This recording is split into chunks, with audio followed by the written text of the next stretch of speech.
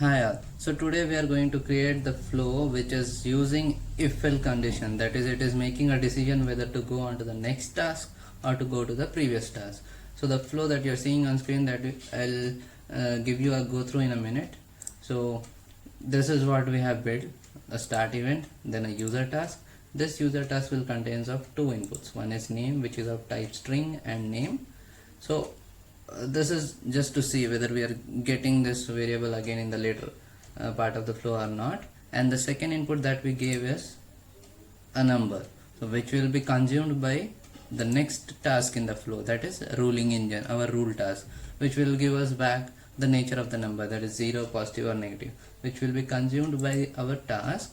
And here we have name and input which we got from the first task, and the nature that we got from the ruling engine, and the new variable that we have is the verified. So this verified is of type boolean.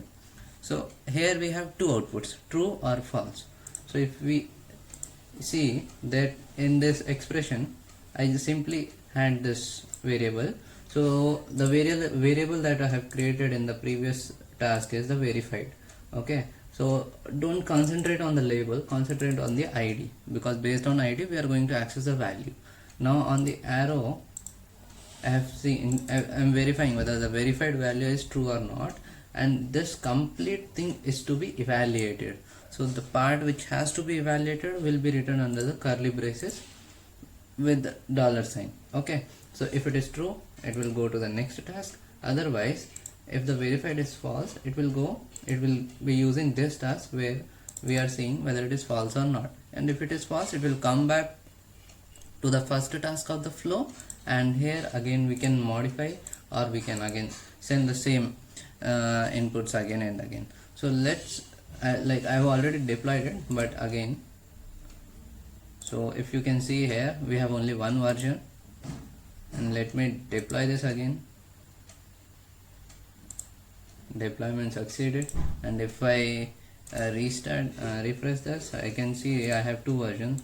So let's work on the latest version. And while creating the task, by default it will use the latest version if I don't mention it explicitly. So in below panel you can see there are no tasks because we didn't create any incident as of now. So go to our task list, and here we'll start a process. So our expression workflow, and let's give it as expression incident 1. Start. Process is created. You can see in the diagram that we are on this part, and form claim person 1 220 complete. Now that task is deleted from the incident, and we can see, and okay, so ruling engine is done, and then we are coming to this task 2. So this will have a variable called verified.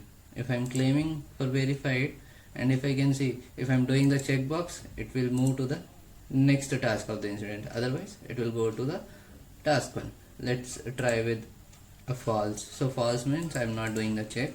Let's save is not required, complete.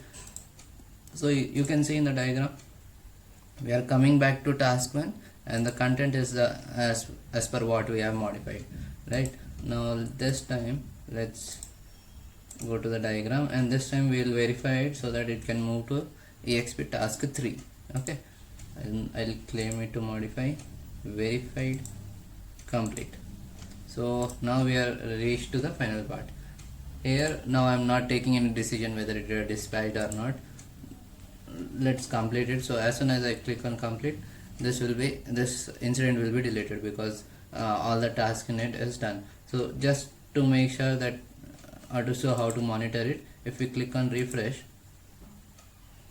for that particular process, we can see there is a one incident, and which is at the final task of the flow. Okay, and if I open it to get more details about that specific incident, I will see all the variables that a specific incident is having at any point of time. Okay, so as of now the verified value is true, so we came to the next exp task 3. Let's complete this, and this incident is deleted. Now if I refresh it, this must be gone. Okay, unable to display because that has been completed. This is the ID that was there on dialog box. So that ID is generated for the reference of CAMUNDA engine, but the business key is generated for the reference of identifying based on code, which is human readable and human understandable. So with respect to this expression, if you have any query, you can write down in the comment section. And yeah, so this is the place where most of us do the wrong step. Is when we are trying to get a value from somewhere else, we'll if suppose I want to have name from somewhere else, I'm simply writing name inside the dollar, right? But when I am writing the expression, I don't want to close it with the name itself. I want to do the complete evaluation till the end, then I will close the flower braces. So flower braces is saying that the content that is written is not a hard-coded thing. You have to evaluate that and then you have to proceed. So in the next video, we are going to use the same workflow, but there we are going to have an SLA on this exp task 2, so that within that given time period or time duration, if it is not completed, again we'll come back to exp task 1, irrespective of whether you have kept it as a true or false, right? So with respect to expression, if you have any query, write down in the comment section. Thank you.